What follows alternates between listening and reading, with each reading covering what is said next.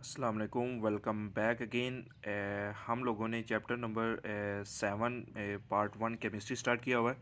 तो आज बेटा उसका लेक्चर नंबर 2 को हम डिस्कस करेंगे। अब इस लेक्चर के अंदर भी हम लोग कुछ इम्पोर्टेंट शॉर्ट क्वेश्चन जो बोर्ड के अंदर आ चुके हैं उनको डिस्कस करेंगे। पहला बेटा शॉर्ट क्वेश्चन होता है कि वो कहता है right the difference between spontaneous and non spontaneous process. ये भी हमारे पास इस चैप्टर का मोस्ट इम्पोर्टेंट शॉर्ट क्वेश्चन है बेटा। हम इसको इतना लिखेंगे कि बोर्ड के लिहाज से हम इसको देख सकें। अच्छा, इसमें अलग बेटा शॉर्ट क्वेश्चन भी आ सकता है कि स्पॉन्टेनियस प्रोसेस क्या होता है, मिसाल दें, या नॉन स्पॉन्टेनियस प्रोसेस क्या होता है, मिसाल दें। लेकिन हमने इसको डिफरेंस में करना है क्योंकि ज़्यादातर डिफरेंस में ही इन चीज़ों की क्लैरिटी होती है। अच्छा, स्पॉन्टेनियस स्पॉन्टेनियस का बेटा लफ्ज़ी मतलब होता है खुद ब खुद होना। नॉन स्पॉन्टेनियस का मतलब होता है जो खुद ब खुद नहीं हो सकता।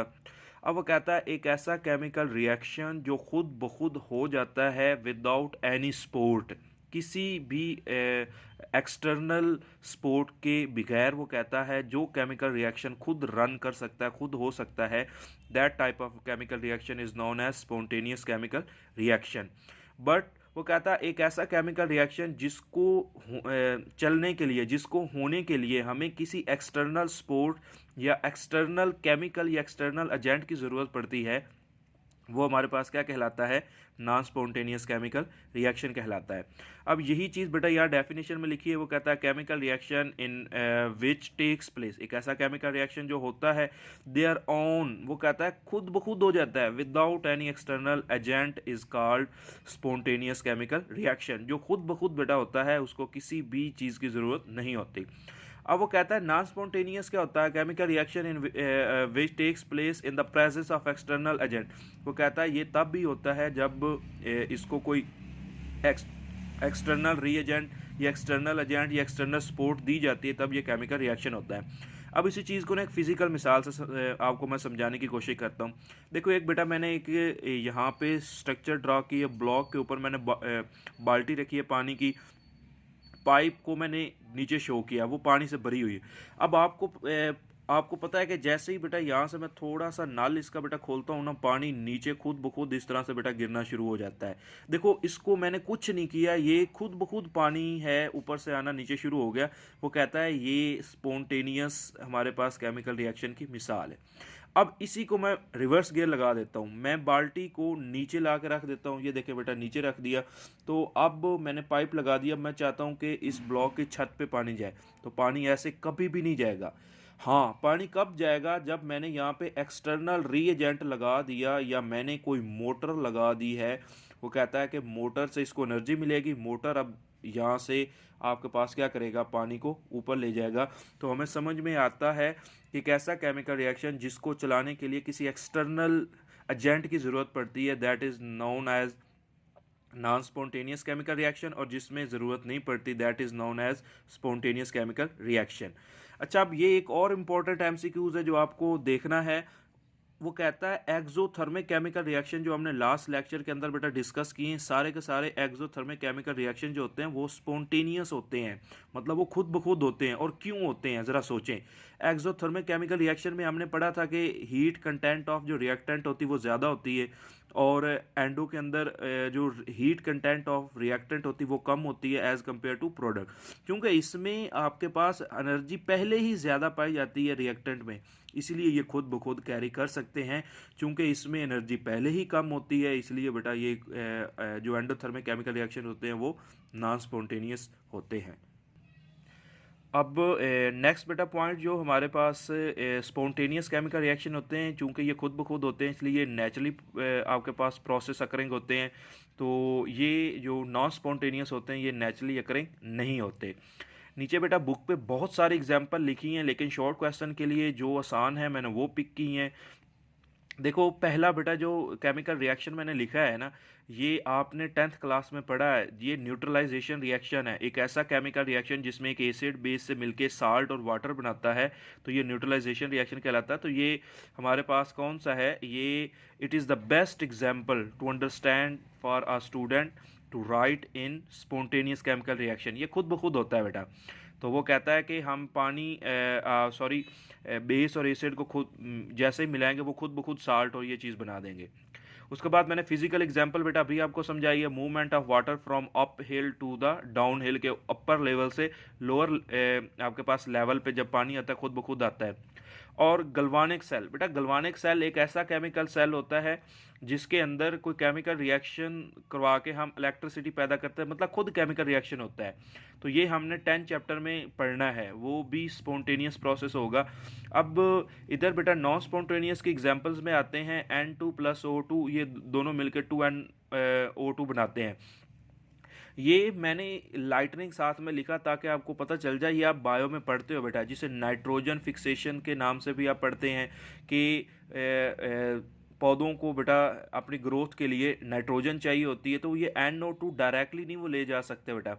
वो कहता है कि ये प्रोसेस बेटा जो हमारे पास होता है ना नाइट्रोजन साइकिल में, आप बेटा डिस्कस करते हो कि ये इसको करवाने के लिए ये तब प्रोसेस होता है जब बेटा आसमान की बिजली बहुत ज़्यादा चमकती है, मतलब इनको बहुत ज़्यादा एनर्जी मिलती है दोनों मालिक्यूल को, तब जाके ये प्रोसेस होता है। तो इसका मतलब जब तक आसमान की बिजली नहीं कड़केगी या नहीं आएगी तो तब तक बेटा ये केमिकल रिएक्शन नहीं होगा, इसलिए ये नॉन स्पॉन्टेनियस।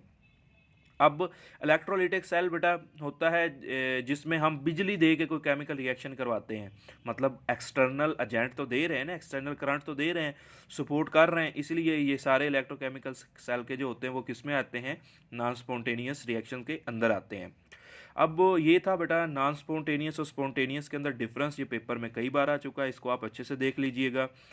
नेक्स्ट बेटा इस टॉपिक के रिलेटेड एक शॉर्ट क्वेश्चन है जो आपके एक्सरसाइज में दिया गया है। ये अभी तक हमने जितना पढ़ा है सबसे ज़्यादा इम्पोर्टेंट बेटा ये शॉर्ट क्वेश्चन है। पेपर में ऐसे ही आता है, एक्सरसाइज के एंड पे लिखा हुआ है, वो कहता है बर्निंग ऑफ अ कैंडल, या ब्रैकेट में मैंने कोल लिखा है, कोल की जगह पे पेपर भी हो सकता है, कागज़ मतलब कोल बोलते हैं कोयला को, तो कुछ यहाँ पे वुड लिख सकता है, कुछ भी लिख सकता है, बाकी वर्डिंग्स यही होगी। वो कहता है burning of a candle is a spontaneous process, justify the answer, कि वो कहता है मोमबत्ती को आग लगना एक स्पॉन्टेनियस प्रोसेस है, या उसका जलना जो होता है स्पॉन्टेनियस प्रोसेस है, वजाहत करें। अच्छा बेटा स्पॉन्टेनियस प्रोसेस को ना दो तरह से डिफाइन करते हैं। एक स्पॉन्टेनियस प्रोसेस होता है जिसको बिल्कुल हमें किसी एक्सटर्नल रीएजेंट की ज़रूरत नहीं होती, लेकिन वो कहता है कुछ ऐसे स्पॉन्टेनियस रिएक्शंस भी होते हैं जिनको स्टार्ट होने के लिए हम थोड़ी सी तो एनर्जी देते हैं, लेकिन उसके बाद वो खुद ब खुद वो सारा का सारा प्रोसेस होता है, उन्हें भी हम स्पॉन्टेनियस रिएक्शंस की कैटेगरी में लेके आते हैं। तो कैंडल्स में क्या होता है, मोमबत्ती को क्या होता है बेटा, हम थोड़ा सा स्पार्क देते हैं, थोड़ी सी इग्निशन देते हैं, एनर्जी देते हैं, थोड़ी सी फायर लगाते हैं, आग लगाते हैं, तो वो खुद आपके पास बाद में क्या है कि मोमबत्ती सारी की सारी क्या है बेटा खुद ब खुद जलना शुरू हो जाती है, हमें बस एक ही बार उसको जलाना पड़ता है। अब यही रीज़न होती है कि वो कहता है कि मोमबत्ती का जलना एक क्या होता है, स्पॉन्टेनियस प्रोसेस होती है, और उसका प्रॉपर आंसर मैंने लिख दिया है। वो कहता है a reaction is also called a spontaneous reaction, एक रिएक्शन को हम स्पॉन्टेनियस रिएक्शन भी कहते हैं। When a small amount of energy is required to initiate, वो कहता है जब इसको शुरू करने के लिए थोड़ी सी मिकदार में एनर्जी चाहिए, and then reaction will occur on itself, फिर रिएक्शन खुद ब खुद होगा। नीचे फिर हम मोमबत्ती के एक्सप्लेन करेंगे। To start burning in candle, वो कहता है मोमबत्ती को जलाने के लिए अ स्पार्क इज नीडेड, एक थोड़ी सी चिंगारी चाहिए बेटा। And when burning of candle is started, वो कहते हैं मोमबत्ती जैसे ही जलना शुरू हो जाएगी देन इट कंटिन्यूज, ये जारी रहती until whole the candle burn itself. वो कहता है जब तक सारी की सारी कैंडल नहीं ख़त्म हो जाती, ये खुद ब खुद प्रोसेस होता रहता है। यही वजह होती है कि मोमबत्ती का जलना ये क्या होता है, स्पॉन्टेनियस प्रोसेस कहलाता है। और इस टॉपिक के रिलेटेड एक्सरसाइज का एक और भी शॉर्ट क्वेश्चन बेटा यहाँ पे लिखा है, non spontaneous process never happens in universe, justify. वो कहता है कि जो आपके पास स्पॉन्टेनियस प्रोसेस होते हैं वो दुनिया मतलब कि कायनात के अंदर कभी भी नहीं होते, क्या ऐसा हो सकता है? देख नहीं बेटा, ऐसा कभी भी नहीं होगा। हमने ये स्टेटमेंट ही गलत है, हमने इसी चीज़ को अभी आपको पानी की मिसाल से समझाया कि मोटर लगाएं तो नॉन स्पॉन्टेनियस केमिकल रिएक्शन होना शुरू हो जाते हैं। तो वो कहता है no it is not true, वो कहता है ये बात ही गलत है, ये सच ही नहीं है। Sometimes a non spontaneous reaction can happen, वो कहता है नॉन स्पॉन्टेनियस रिएक्शन यूनिवर्स में हो सकते हैं, लेकिन उसके लिए वो क्या क्या कहता है, they always required constant supply of energy, कि उनको हमेशा किस चीज़ की बेटा ज़रूरत होती है, एनर्जी की ज़रूरत होती है। ये इतना ज़्यादा इंपॉर्टेंट नहीं है, लेकिन ये भी बोर्ड के अंदर कई बार आ चुका है, एक्सरसाइज में है। उसके बाद बेटा इस साल ये पेपर में आया है, ज़्यादातर ये लाहौर बोर्ड में दिखने को मिला है बेटा। ये शॉर्ट क्वेश्चन ये एक्सरसाइज में भी नहीं है, ये इंटरनल एक्सरसाइज मतलब इस टॉपिक के अंदर में से बनता है। वो क्या है, spontaneous reaction always proceed in forward direction. वो कहता है कि साबित करो कि जो स्पॉन्टेनियस रिएक्शन होते हैं वो हमेशा क्या है, फॉरवर्ड डायरेक्शन में जाते हैं, मतलब रिवर्स गियर नहीं लगाते। तो हम समझ सकते हैं बेटा कैसे। वो कहता है पहले हम डेफिनेशन के, स्पॉन्टेनियस केमिकल रिएक्शन एक ऐसा होता है जिसको वो कहता है खुद ब खुद होता है, किसी एक्सटर्नल एजेंट की ज़रूरत नहीं होती। अब नीचे यही लाइन बेटा मैंने लिखी है इसी सवाल को, वो कहता they are always unidirectional, इनकी हमेशा एक ही डायरेक्शन होती है, इरिवर्सिबल होते हैं और नेचुरल या रियल रिएक्शंस होते हैं। कैसे, मैं मिसाल समझाता हूँ। अभी बेटा हम लोगों ने मोमबत्ती का जलना देखा था, तो क्या मोमबत्ती सारी जलने के बाद दोबारा से मोमबत्ती बन जाएगी? नहीं, कभी नहीं बनेगी। इसी तरह से वो टैंकी वाला, अगर आप बेटा समझते हैं कि flow of water from higher to lower, तो हमेशा पानी बेटा ऊपर वाले हायर लेवल से लोअर लेवल की तरफ ही मूव करेगा। ऐसा कभी भी नहीं होगा कि पानी खुद ब खुद नीचे से ऊपर जाना शुरू हो जाए।